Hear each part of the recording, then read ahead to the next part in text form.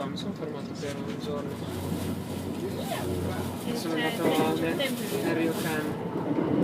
Sembra che hai detto una bestemmia. È la locanda. È l'hotel termale, quelli che ha tutto col fotone, tatami, quello tipico vecchissimo.